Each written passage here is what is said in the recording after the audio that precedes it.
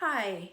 So if you guys watched my last video, it's about forgiveness and it's about the importance of forgiving those that have wronged you. It's the importance of getting closure, but doing it in a way that is also healing for you and you're not moving on and moving forward, taking with you all of those hurts and feelings of feeling wronged and victimized and abandoned. So if you watch the video, I had challenged you to do a 30-day prayer for those who have wronged you. So all it means is that you are praying for that person's well-being for 30 days.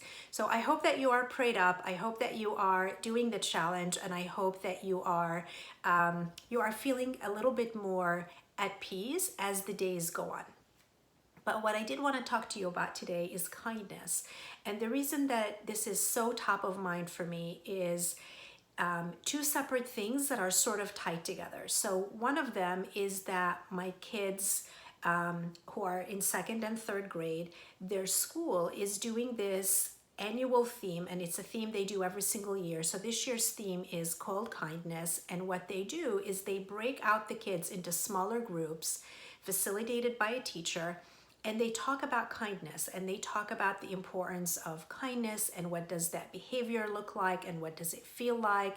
And I just think it is so incredibly important that they are doing that, and I'm so grateful that this has been top of mind for them and it's been prioritized as something that they needed to carve out time for during school hours.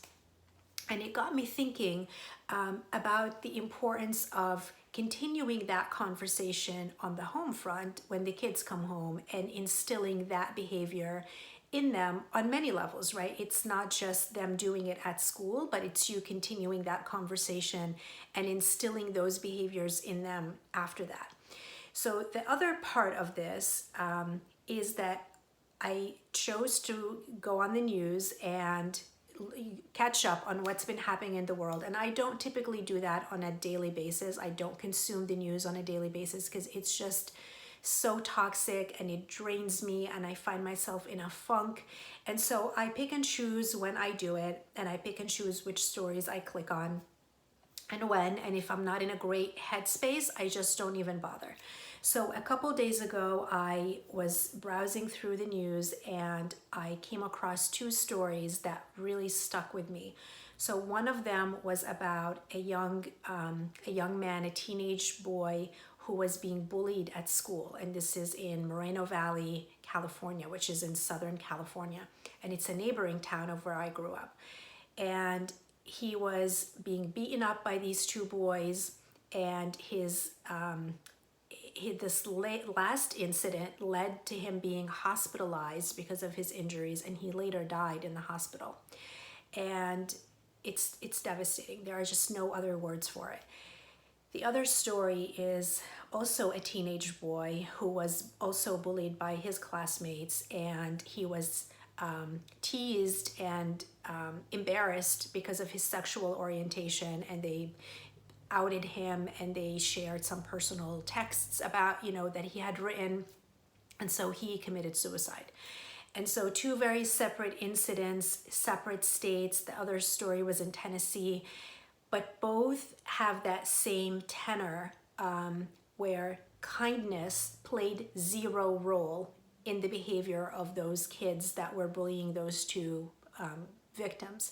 And it really, really got to me. I can't imagine what those parents are going through, how they're beginning to even process this, how they go on from this moment and how they begin the healing. Like, I can't even imagine. And so knowing that there is nothing I can do to offer any comfort whatsoever to those two families, all I can do is take a step back in my own life and examine how we are teaching our kids about kindness, what we're saying, what we are teaching them by example, how we are facilitating that behavior and making it possible for them to understand the difference between being kind and maybe getting a laugh at someone's expense and the implications of that.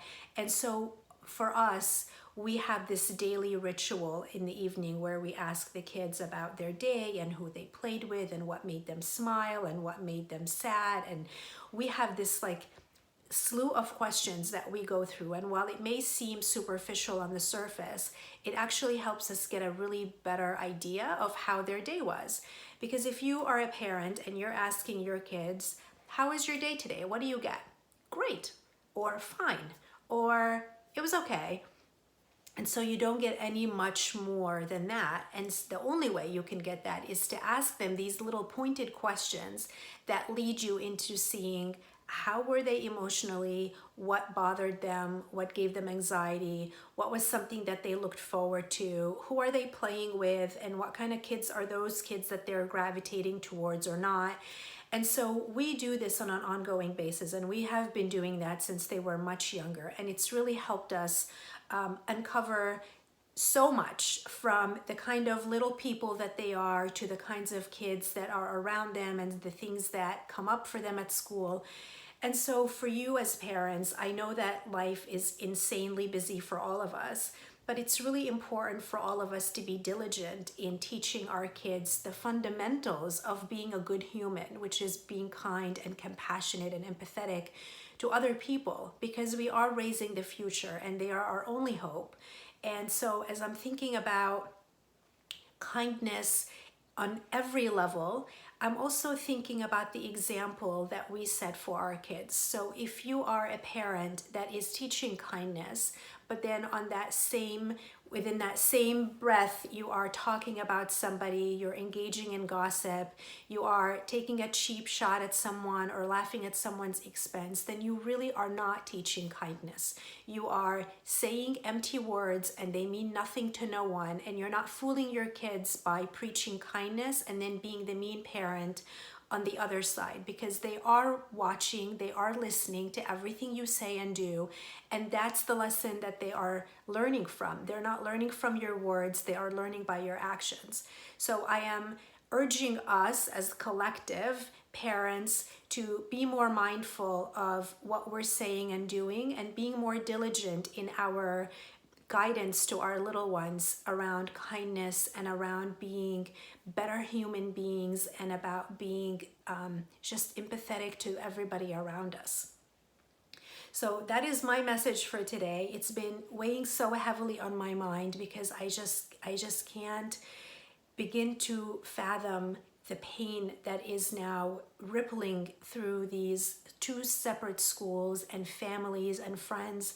And so if there is anything that any of us can do to help remedy that for the future, then it's our obligation to do it. And so there it is. Teach kindness and teach it by example.